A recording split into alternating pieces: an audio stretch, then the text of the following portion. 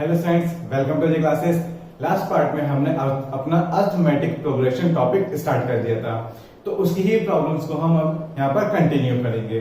तो first problem है हमारी, find 26th term from last of AP 7, 15, 23 greater than 7, 6, 7 consist 96 terms. Means कोई एक सीरीज दी है हमें, जैसे 7, नेक्स्ट 15, उसके बाद 23 और लास्ट टर्म है इस सीरीज का 7, 6, 7।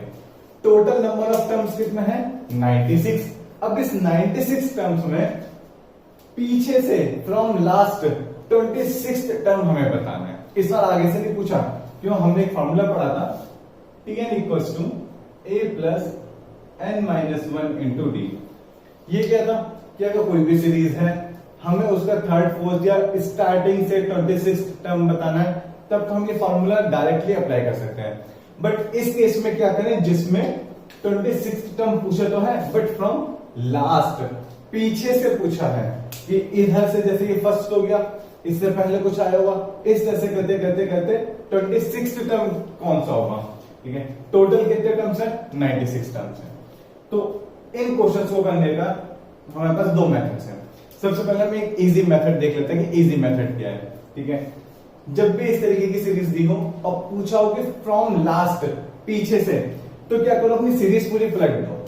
पलटने का क्या मतलब है? अपना ए इसे मत मानो, 7 को नहीं, अपना ए मानो इसे, 7, 6, 7। ठीक है, और क्या करना है? हमारा यहां पर डी कितना है? डी कितना होगा, कैसे निकालेंगे? Second term minus first term या third term minus second term. तो 15 माइनस 7 कितना हो गया? कितना हो गया? 8। तो क्या करना है हमें?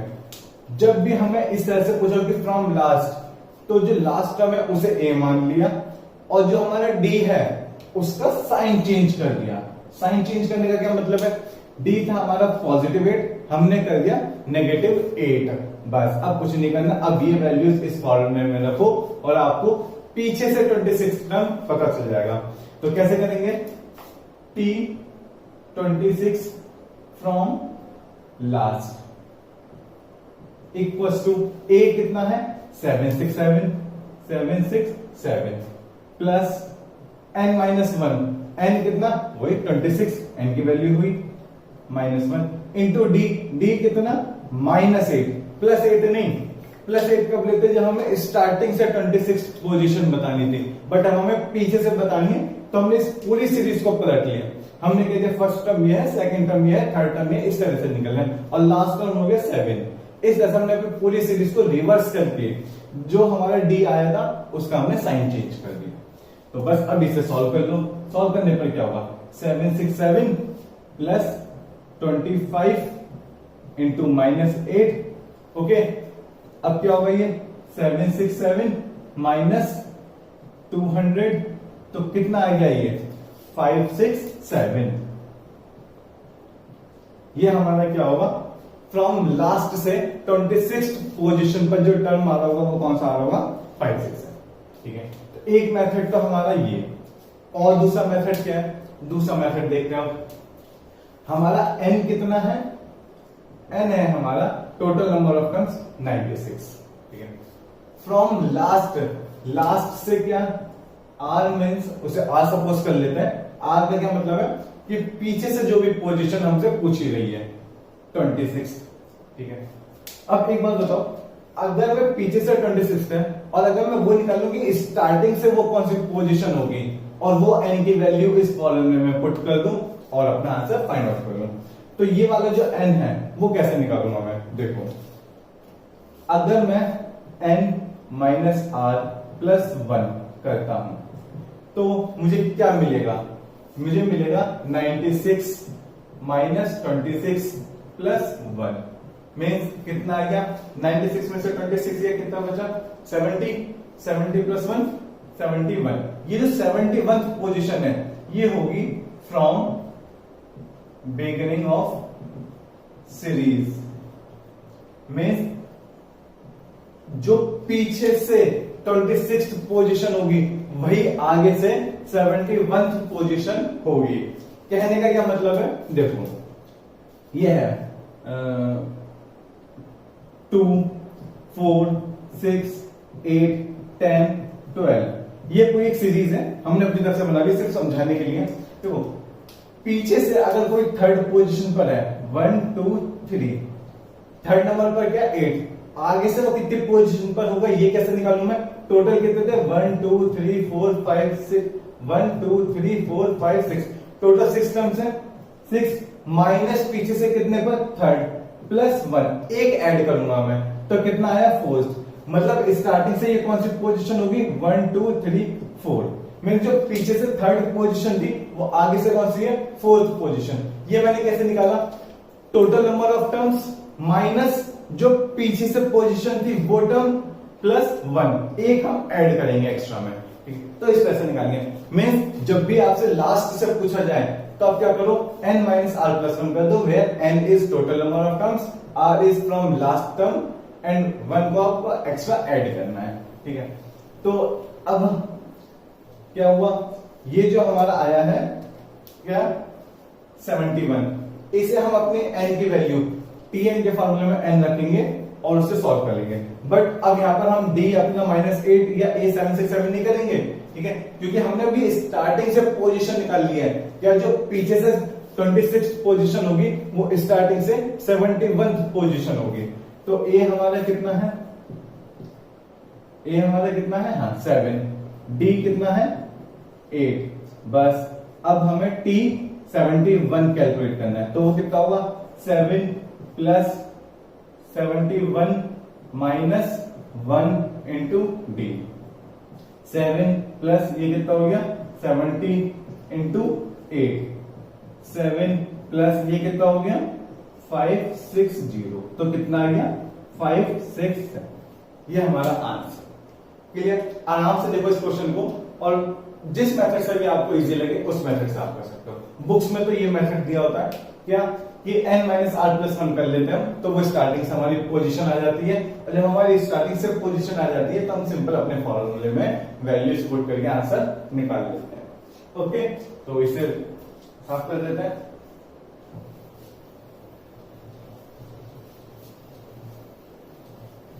अब देखते हैं अपनी नेक्स्ट प्रॉब्लम। बहुत अच्छी प्रॉब्लम है, जब भी इस तरह से क्वेश्चन पूछा जाएगा कि फ्रॉम लास्ट पीछे से कि कोई सी पोजीशन पूछी जाएगी तो वो क्वेश्चन थोड़ा सा अच्छा हो जाता है। देखते हैं कि हमारा नेक्स्ट क्वेश्चन क्या है। Yes, if the nth term of an AP B 1 by n, ठीक है, nth टर्म हमें दिया है 1 by n and nth term is 1 upon m, then show that its mth term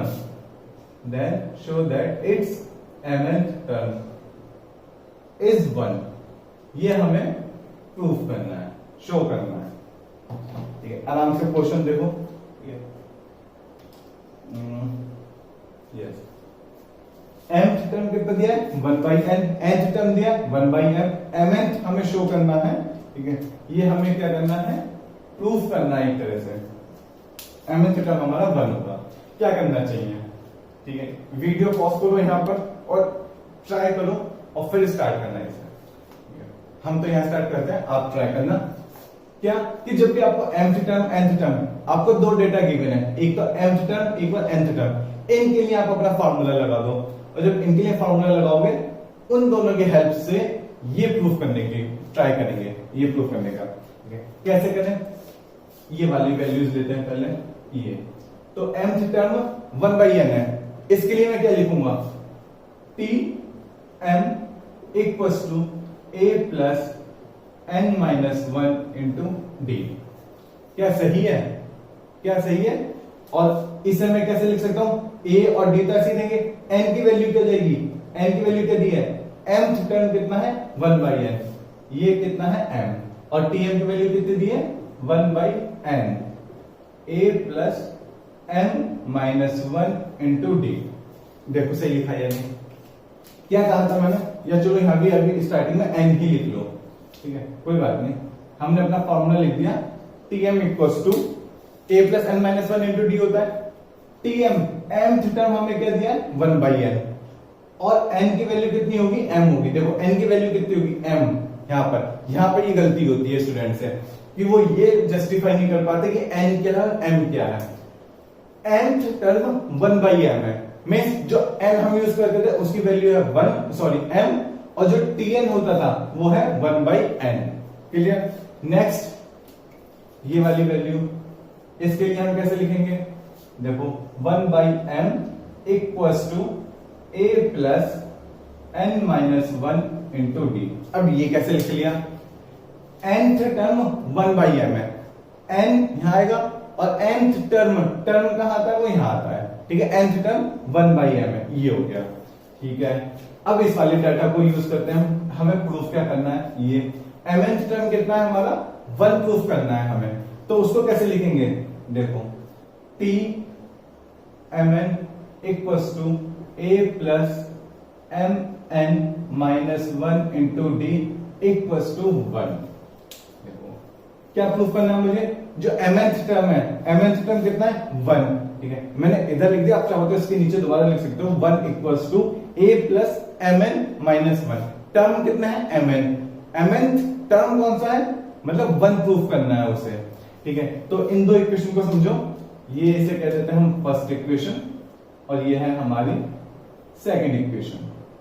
okay, पहले ये दो इक्वेशन आराम से समझो, फिर उसके बाद हम कंटिन्यू करते हैं। क्या mth टर्म क्या है 1/n, तो m रख दिया हमने और mth टर्म कितना रख दिया 1/n। ठीक है, सेम यहां पर nth टर्म कितना दिया है 1/m। ठीक है, तो n की जगह n और tm की जगह कितना हो गया 1/m। अब क्या करना है, बस इन दोनों इक्वेशन को अपना सॉल्व कर लेना है। कैसे करेंगे, यहां लिख लेते हैं दोबारा 1/n equals to a plus m minus 1 into D and 1/m equals to a plus n minus 1 into D. ये फर्स्ट इक्वेशन, ये सेकेंड इक्वेशन। अब हमें करना क्या है, इनसे यहां से हमें a और d की वैल्यू निकालनी है। जब भी हमें दो डेटा गिवन होंगे उनसे हम a और d की वैल्यू फाइंड आउट करेंगे, और अगर फाइंड आउट नहीं कर सकते तो उन दोनों को कंबाइन करके कुछ ऐसा रिलेशन बनाने की कोशिश करेंगे। ठीक है, कि ट्राई करेंगे कि उन दोनों जो भी हमें डाटा गिवन है उन दोनों से हम ये वाली फॉर्म बना सकें, और अगर नहीं बना सकते तो हम a और d की वैल्यू सीधे सीधे कैलकुलेट कर लेंगे। क्या करना पड़ेगा हमें, सब्ट्रैक्ट कर देते हैं। सब्ट्रैक्ट करेंगे तो क्या होगा, a से a कैंसिल हो जाएगा, तो क्या बचा हमारे पास 1/n minus 1/m equals to m minus 1 into D minus n minus 1 into D. Okay, कोई कंफ्यूजन नहीं होना चाहिए, जो भी आप कंफ्यूजन होता है वो यहां होना चाहिए था, और अगर ये क्लियर है तो मतलब क्वेश्चन हो गया, अब कोई प्रॉब्लम नहीं है। ठीक है, तो LHS में अगर मैं एलसीएम ले लूं तो कितना हो जाएगा, ये m minus n upon mn। Okay, ध्यान दोनों से d और यहाँ पे d, तो क्या मैं कॉमन ले सकता हूं, yes, m minus 1 minus n minus 1 bracket close and d।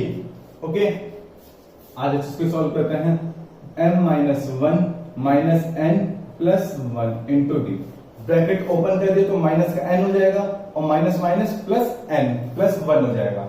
Okay, अब प्लस 1 और माइनस 1, ये और ये दोनों एक दूसरे को कैंसिल कर देंगे, बचा क्या m minus n into D, और इधर कितना था m minus n upon mn। इधर mn और ये वाला mn दोनों क्या करेंगे, एक दूसरे को कैंसिल आउट कर देंगे। ठीक है, क्योंकि d के साथ ही मल्टीप्लाई में, इधर जाएगा डिवाइड में, तो जब डिवाइड में जाएगा तो m minus n upon m minus n into mn होगा, तो मींस m माइनस n और m माइनस n एक दूसरे को डिवाइड कर देंगे, तो क्या बचेगा 1/mn इक्वल्स टू d। ये हमारी d की वैल्यू आ गई। अब जब d आ गया तो हमें a निकालना पड़ेगा। ओके, तो a निकालते हैं। a कैसे निकालेंगे, d की वैल्यू किसी भी एक इक्वेशन में रख दीजिए, या तो फर्स्ट में या सेकंड में। फर्स्ट में रख के देख लेते हैं, तो क्या होगा 1/n equals to a plus m minus 1 into D, कितना है 1/mn। ओके, अब ए की वैल्यू कैलकुलेट करनी है, तो ए को एक साइड रखो, बाकी सबको दूसरी साइड भेज दो। तो माइनस ये कितना हो गया, m minus 1 upon M N. Okay, अब इसे सॉल्व कर दो। सॉल्व करने के लिए कैसे करें, m upon M N minus 1 upon M N. क्या मैं इसे लिख सकता हूं, मैंने ये समझो कि 1 बाई एम एन की ब्रैकेट के अंदर मल्टीप्लाई कर दी, 1 बाई एम एन की ब्रैकेट के अंदर मल्टीप्लाई कर दी, तो कितना आएगा, m upon M N minus 1 upon M N. Okay, m से m कैंसिल हो गया, तो ये कितना बचा, 1 by n minus 1 by n, और ये कितना हो जाएगा, प्लस, क्योंकि ये माइनस था ये माइनस है, तो माइनस माइनस है प्लस हो जाएगा, plus 1 upon M N.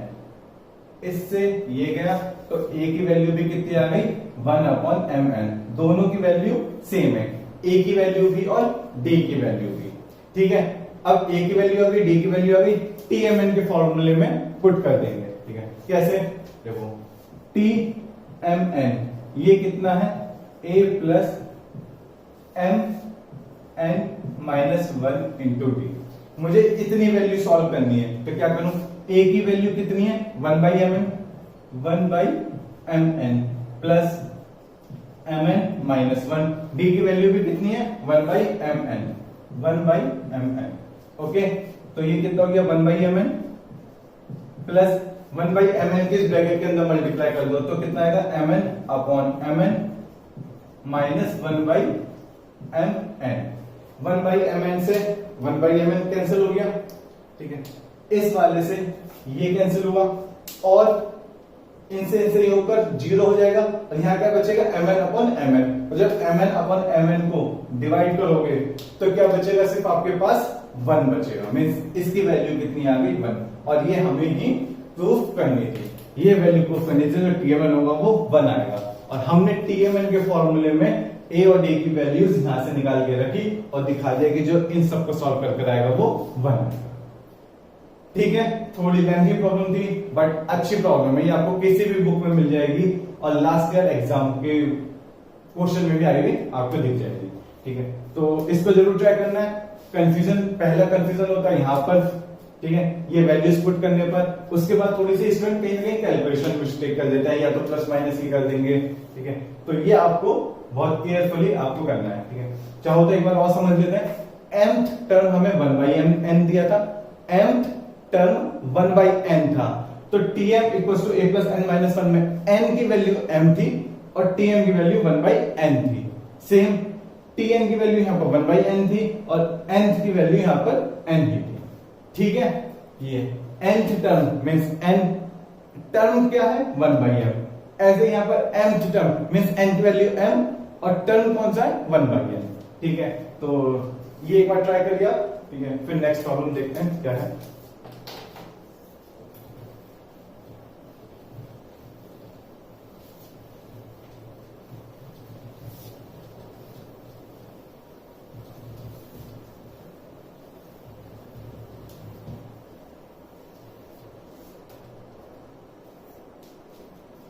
Okay, next है, यस, नेक्स्ट भी अच्छी प्रॉब्लम है। If m times mth term of an AP is equal to n time its nth term, then show that m plus n term of an AP is 0।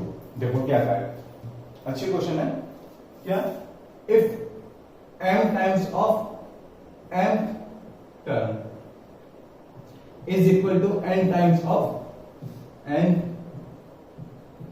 Term, यही क्या है, m times, yes, m times of mth term is equals to n times of nth term. इसको मैं क्या लिख सकता हूं, m tm equals to n tm।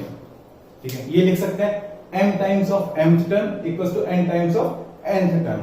और प्रूफ क्या करना है हमें, प्रूफ करना है कि m plus n term, m plus n term क्या होगा, ये इक्वल्स टू 0। ठीक, क्या करेंगे इसमें, m प्लस n टर्म 0 है, तो इसको हम लिखेंगे t m plus n should be equals to 0। ये हमें प्रूव करना है। तो t m प्लस n को अगर मैं फॉर्मूला एक्सपेंड करना चाहूं तो कैसे होगा, a plus m plus n minus 1 into d equal to 0। Means इसकी वैल्यू, ये समझो, इसकी वैल्यू मुझे कितनी प्रूफ करनी है, इक्वल टू 0, ये लानी है मुझे। ठीक है, ये या तो मैं इन दोनों इक्वेशन को, ये जो दो डेटा गिवन है, इनको यूज करके ए और डी की वैल्यू कैलकुलेट कर लूं और यहां पर ए और डी की वैल्यू पुट कर दूं, या फिर मैं इन दोनों को सॉल्व करते हुए कुछ ऐसी फॉर्म बना लूं और उसके इक्वल्स में 0 दिखा दें।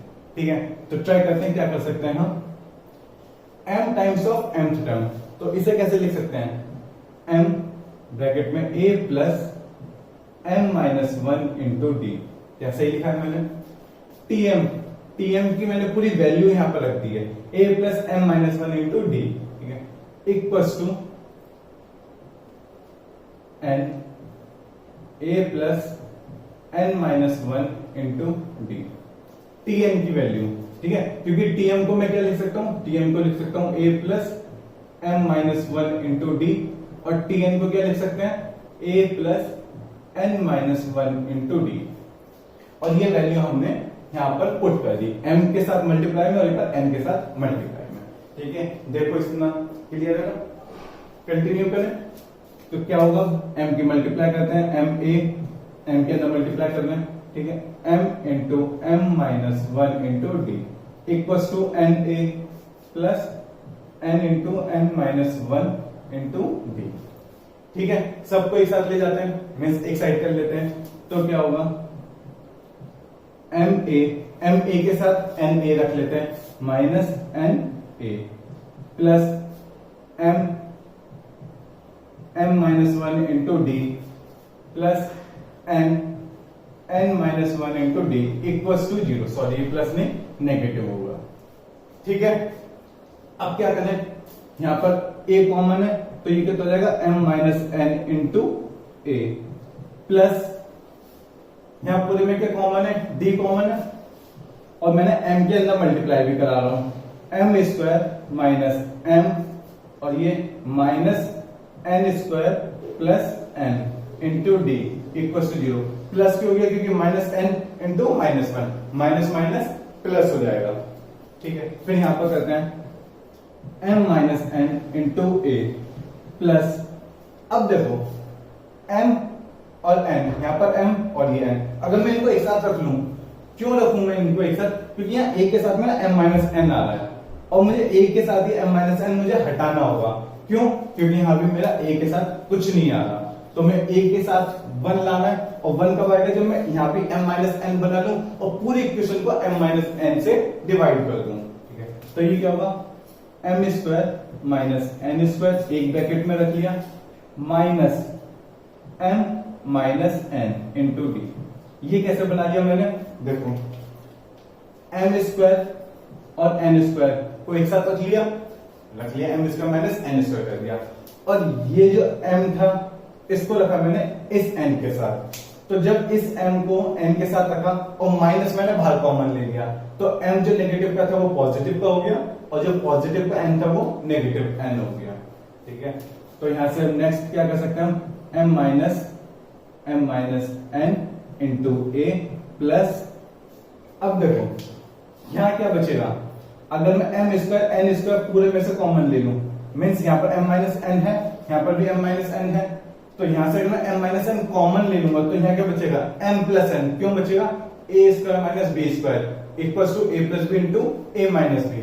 तो यहां से मैंने m माइनस n ब्रैकेट के बाहर कॉमन ले लिया, अंदर क्या बचेगा, अंदर बचेगा m प्लस n, और यहां से कितना बचेगा, minus 1 into D equals to 0। ये समझो कैसे, क्या मैंने m square minus n square को a square minus b square लिखा, a plus b into a minus b, और वहां से a माइनस बी मैंने कॉमन ले लिया, तो अंदर कितना बचा होगा, a प्लस बी। ठीक है, और माइनस m माइनस n यहां से भी कॉमन ले लिया, तो कितना बचा, सिर्फ माइनस 1 बचा। अब यहां भी m माइनस n है, यहां भी m माइनस n है, पूरी इक्वेशन को हम m माइनस n से डिवाइड कर दें तो कितना बचेगा, a plus m plus n minus 1 into D equals to 0। देखो क्या ये वाली फॉर्म कुछ ये नहीं बन रही, a plus m plus n minus 1 into d. ठीक है, तो क्या मैं इसको ये नहीं लिख सकता कि t m plus n equals to 0, और अगर ये हो गया तो यही तो हमें प्रूफ करना था, यही तो हमें प्रूफ करना था क्या कि m प्लस n टर्म क्या होगा, 0 होगा। और इस LHS वाले टर्म को मैं Tm प्लस n लिख सकता हूं, और वही क्या है हमारा m प्लस n टर्म 0 आ गया, और ये मुझे प्रूफ करना था। ठीक है, तो जब भी इस तरह से इक्वल में वैल्यूज दी होंगी, ठीक है, दो डेटा गिवन तो होंगे बट वो इक्वल में होंगे, तो हम उनसे क्या करेंगे, उनको जो भी प्रूफ करना है वो वाली फॉर्म बनाएंगे, उस डेटा से वो वाली फॉर्म बनाएंगे जो हमें प्रूफ करनी है। और अगर दोनों अलग अलग वैल्यूज गिवन होती कि mth टर्म ये है या nth टर्म ये है, तो उन दोनों को सॉल्व करके a और d की वैल्यूज निकालते, कैलकुलेट करते, और वो वैल्यू निकालने के बाद हम यहाँ पर वैल्यू पुट कर देते और इस पूरे LHS को फिर दोबारा से 0 दिखाते, जैसा हमने लास्ट क्वेश्चन में किया था। ठीक है, तो ये क्वेश्चन है, देखिए, फिर देखते हैं कि हमारा नेक्स्ट क्वेश्चन क्या है। ठीक है, तो फिलहाल अभी तो इसमें हम ये क्वेश्चन करेंगे, नेक्स्ट वीडियो में हम सम ऑफ सीरीज स्टार्ट करेंगे, मींस सम ऑफ एपी, कि जिसमें n टर्म्स दी हैं उनका सम कितना होगा, वो टॉपिक हम स्टार्ट करेंगे। और इसके बाद वीडियो में ही आपको अभी जो लास्ट क्लास में हमने होमवर्क दिया था उसका सॉल्यूशन मिल जाएगा, और आज भी कुछ ना कुछ मैं होमवर्क दूंगा इस वीडियो के लास्ट में, वो आपको खुद करना है। ठीक है, तो फिलहाल ये करते रहिए। Okay, thank you.